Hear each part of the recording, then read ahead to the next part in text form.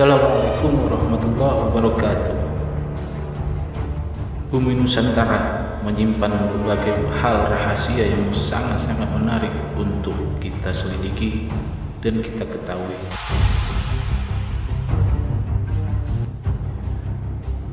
Salah satu hal yang menarik daripada bumi Nusantara kita ini ialah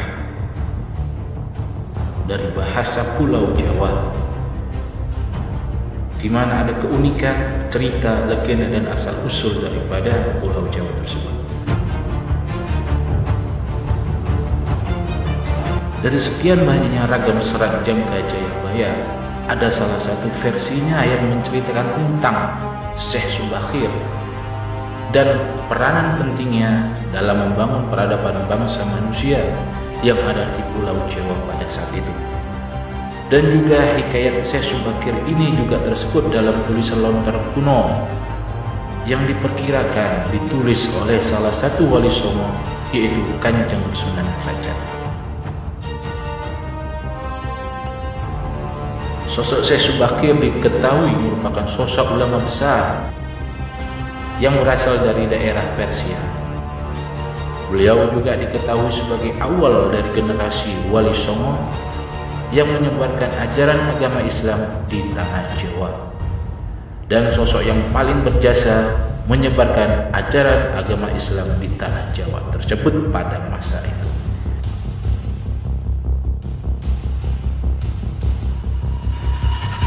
Diriwayatkan pula dalam proses penyebaran agama Islam di tanah Jawa mengalami banyaknya halangan serta hambatan, dikarenakan pada masa itu kuatnya kepercayaan orang Jawa dalam teguh kepercayaan lama. Lalu diceritakan pula kedatangan Syekh Subakir ke tanah Jawa pada masa itu bersama dengan para wali songo generasi awal, yang dimana mendapat perintah langsung oleh Sultan Muhammad Al-Fatih di Istanbul, Turki.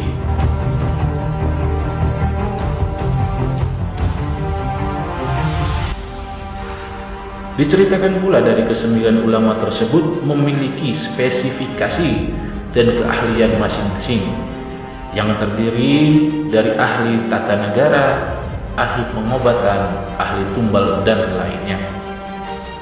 Dan dari kesembilan wali ini dibagi menjadi 3 kelompok yang akan ditempatkan pada 3 tempat yang berbeda, yakni bagian barat, tengah, dan timur tanah Jawa. Dan diceritakan pula hambatan dalam penyebaran Islam di tanah Jawa pada masa itu disebabkan oleh adanya bangsa jin yang mendiami setiap sudut tanah Jawa, yang dimana para bangsa jin ini menghuni tanah Jawa pada masa itu dipimpin oleh Sabdo Palon, atau yang kita kenal dengan sebutan Kiai Semar.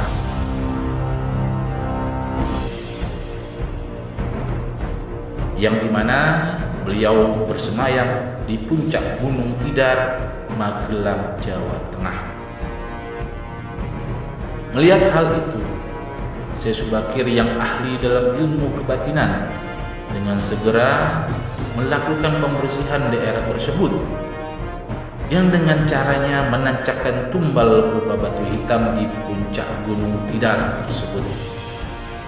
Lalu apa yang dilakukan Syekh Subakir ini sontak menjadikan seluruh daerah Jawa bergejolak, bergerumuh, dan seluruh bangsa jin yang menguasai daerah tersebut merasakan hawa yang sangat panas luar biasa, dan daripada itu memaksa mereka untuk berlari tunggang-langgang menyeberang menuju ke lautan atau menepi ke sudut terpencil tanah Jawa.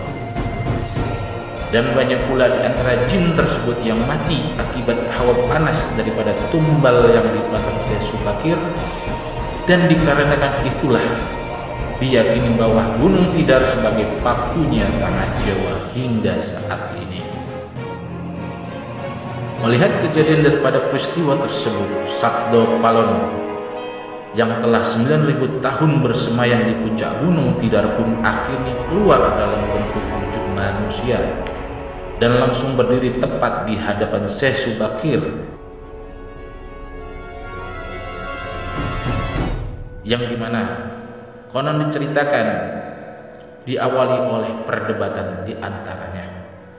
Terjadilah suatu pertempuran maha dahsyat dalam madu kesaktian yang konon terjadi selama 40 hari 40 malam. Dan pada akhirnya Sabdo Palon merasa kewalahan atas perlawanan yang diberikan Syekh Subakir. Kemudian Sabdo Palon pun menawarkan gencatan senjata kepada Syekh Subakir. Diceritakan pula Sabdo Palon pada saat itu menawarkan beberapa poin pada Syekh Subakir dalam upaya penyebaran agama Islam di tanah Jawa, yang kemudian syarat tersebut disetujui oleh Syekh Subakir. Nah, di kesempatan ini akan saya ceritakan dialog keduanya yang terjadi di atas Gunung Tidar, yang dimana akan saya sajikan dalam bentuk imajiner. Berikut adalah dialog yang terjadi.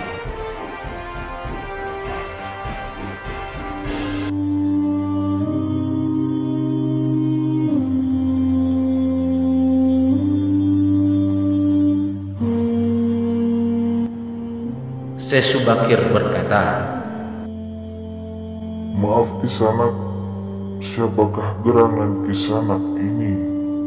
Tolong jelaskan pada saya." Sabdo Palon pun menjawab, "Aku ini Sabdo Palon, pamomong atau pengembala tanah Jawa ini sejak zaman dahulu kala. Bahkan sejak zaman kedewataan, akulah pamomong para kesatria leluhur. Dan dulu aku dikenal sebagai Sang Hyang Ismaya Jati, lalu dikenal dengan sebutan Ki Lurah Semar Badranaya.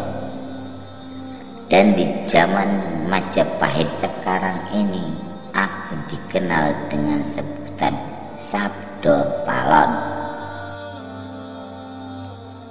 Syekh Subakir pun berkata kembali, "Berarti yang di hadapan saya ini adalah danyang tanah Jawa ini. Perkenalkan Kisanak, namaku adalah Syekh Subakir yang berasal dari tanah Syam Persia." Sabdo Palon bertanya, "Ada hajat apa gerangan jenengan diko rawuh di tanah Jawa ini?" Syekh Subakir pun menjawab, "Saya diutus oleh Sultan Muhammad yang bertahta di negeri Istanbul untuk datang ke tanah Jawa ini. Dan saya tiadalah datang sendiri. Kami datang dengan beberapa kawan yang sama-sama diutus oleh Baginda Sultan." Sabdo Palon berkata kembali,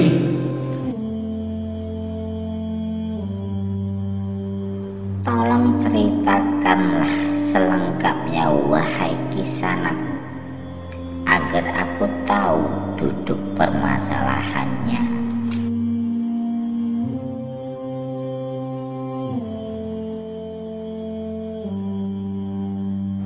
Syekh Subakir pun menjawab, "Baiklah,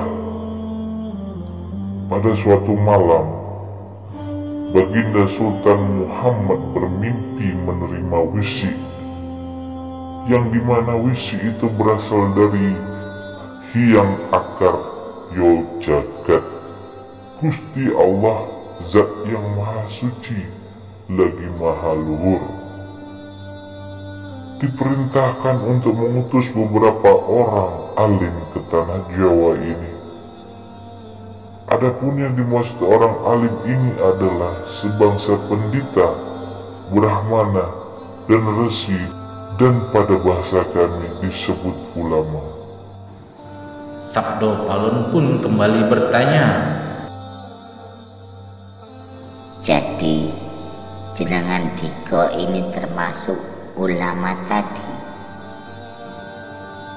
Syekh Subakir pun kembali menjelaskan. Ya, benar Kisanak. Saya salah satu utusan yang dikirim Baginda Sultan. Adapun tujuan kami dikirim ke sini adalah untuk menebarkan wawaras suci amadar agama suci yaitu Islam. Sabdo Palon kembali bertanya, bukankah Kisanak sudah mengetahui bahwa di tanah Jawa ini sudah ada agama yang berkembang, yaitu Hindu dan Buddha yang berasal dari tanah Hindu. Lalu, buat apa lagi Kisanak menambah dengan agama yang baru ini?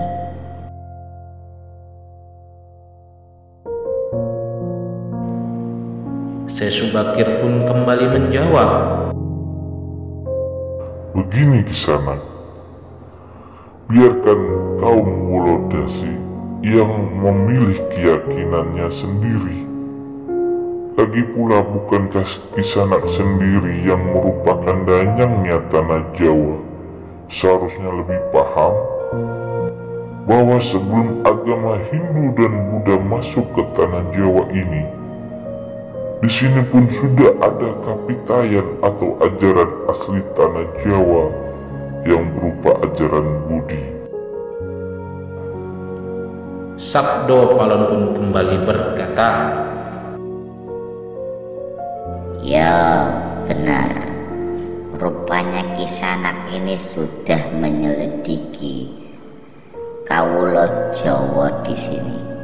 Memang di sini sejak zaman sebelum adanya agama Hindu dan Buddha sudah adanya kapitayan asli yang hidup dan berkembang pada anak cucu di Nusantara ini. Syekh Subakir pun kembali bertanya,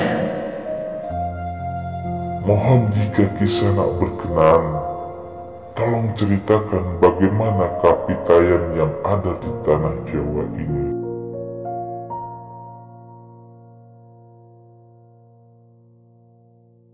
Kemudian Sabdo Palon pun menjelaskan, Baiklah Kisanak, akan saya jelaskan. Secara singkat, kepercayaan Jawa begini, yang dimana manusia Jawa pada zaman para leluhur dahulu kala meyakini adanya Sang Maha Kuasa yang bersifat tan kena kinaya napa, yang dimana keberadaannya tidak dapat bisa digambarkan, dan dialah pencipta segala-galanya, Bawono Agung dan Bawono Alit, jagat besar dan jagat kecil, alam semesta dan alam manusia. Wong Jawa meyakini bahwa Dia yang Maha Kuasa ini sangatlah dekat, dan jika dekat dengan manusia, Dia juga kami yakini berperilaku sangat welas asih. Dia juga kami yakini meliputi segala sesuatu yang ada. Karena itu, kami selaku masyarakat Jawa sangat menghormati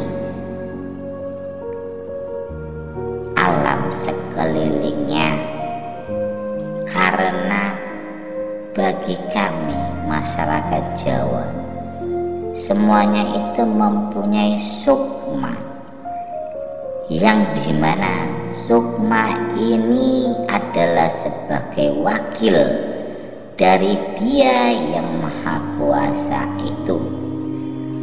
Jika kami masyarakat Jawa melakukan pemujaan pada Sang Pencipta, maka kami lambangkan pada tempat yang suweng, yang dimana arti suweng itu adalah kosong, namun sejatinya bukan kosong, namun berisi Sang Maha Ada.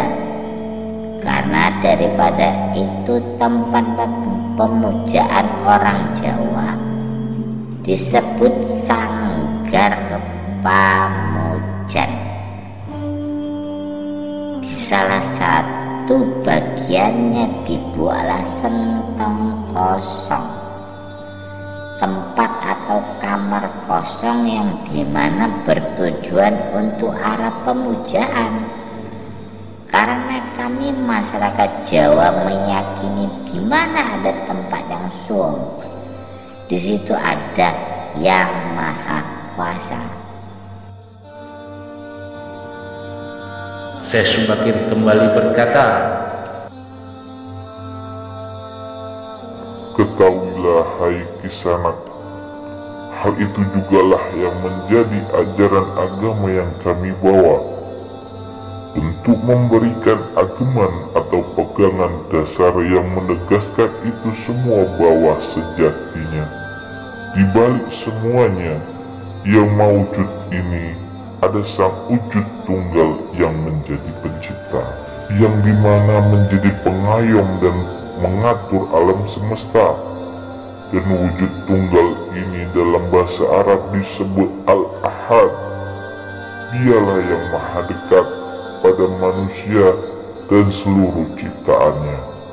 Bahkan lebih dekat ia dibandingkan urat leher manusia itu sendiri, yang dimana ajaran agama kami menekankan budi pekerti yang agung, yaitu menebarkan welas asih pada alam humebiar kepada sesama titah atau makhluk.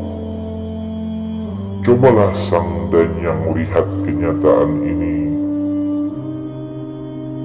betapa sangat rusaknya tatanan masyarakat Majapahit sekarang, di mana bekas-bekas perang saudara masih membara, rakyat kelaparan, perampokan serta penindasan ada di mana-mana. Kejadian dan kebiasaan ini harus diperbaharui budi pekertinya. Sabda Pala pun kembali menjawab,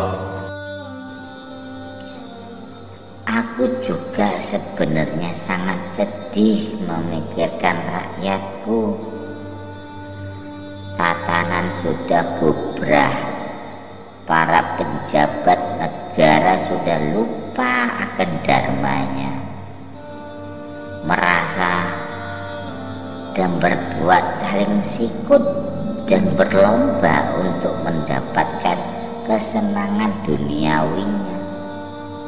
Para pandito juga sudah tidak mampu berbuat banyak. Orang kecil saling tunggang, saling tunjang mencari pegangan. Zaman benar-benar wis zaman edan.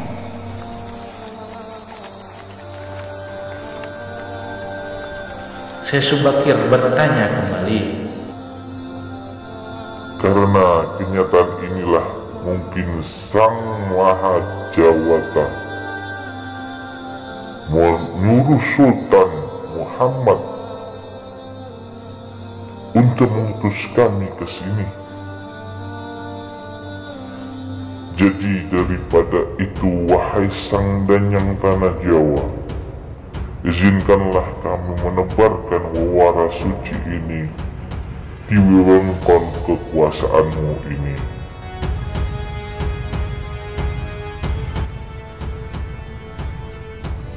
Baiklah jika begitu di sana. Tapi dengan syarat-syarat yang harus kalian patuhi.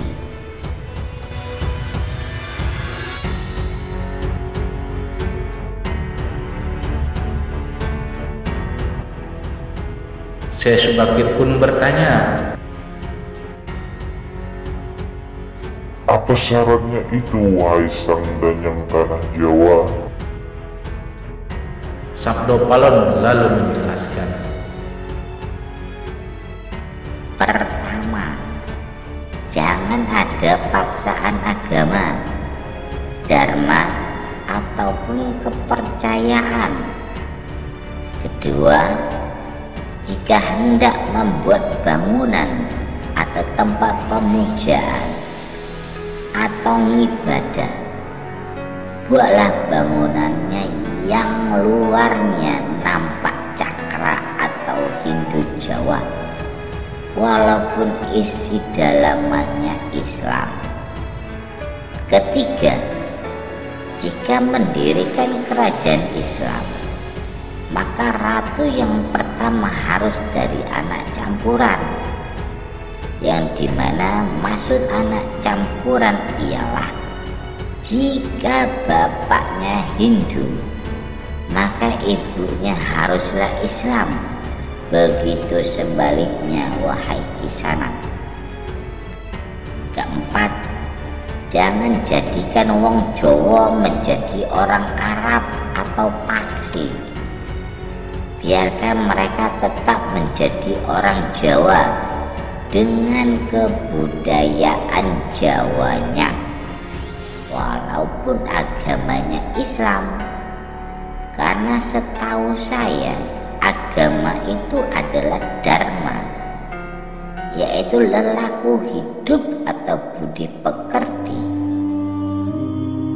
Hati-hati jika sampai orang Jawa hilang Jawanya, hilang kepribadiannya, hilang budi pekertinya yang adiluhung, maka aku akan datang lagi. Ingat itu dan sampaikanlah itu, wahai Kisanak. 500 tahun lagi, jika syarat-syarat ini terabaikan, aku akan muncul membuat goro-goro.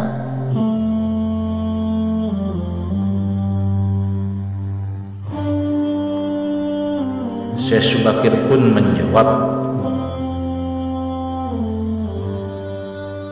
Baiklah, wahai danyang sang penguasa tanah Jawa. Syarat-syarat tersebut aku setujui.